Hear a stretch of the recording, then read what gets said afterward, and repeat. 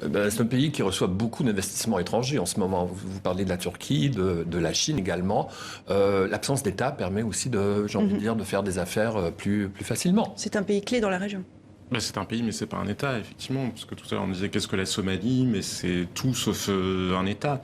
Ça n'existe plus, l'État somalien n'existe plus depuis 15 ans ou 20 ans maintenant. Donc c'est une espèce de zone où, effectivement, où les intérêts, qu'ils soient étrangers ou qu'ils soient claniques ou tribaux, s'affrontent. Et l'analyser avec nos catégories de pensée à nous, je pense, ne sert pas à grand-chose, parce que même la corruption, j'ai envie de vous dire, même le regard qu'on porte, nous, sur la corruption, on ne peut pas comprendre la manière dont ça fonctionne. Parce que si vous êtes à la tête d'un clan, il n'y a pas de sécurité sociale ni aucun filet de protection sociaux comme vous pouvez l'imaginer dans un pays comme celui-là. Et donc si vous êtes à la tête d'un clan, vous avez une responsabilité qui est de faire vivre votre clan. Donc la corruption, c'est aussi une espèce de forme de sécurité sociale privée. Alors évidemment, ce sont des systèmes extrêmement pervers, puisqu'une fois que vous rentrez dans cette logique-là, il y a toujours une part de l'argent qui va être détournée à des fins strictement personnelles. Enfin, il y a la corruption pure, et puis il y a une espèce de corruption qui correspond à un mode d'organisation.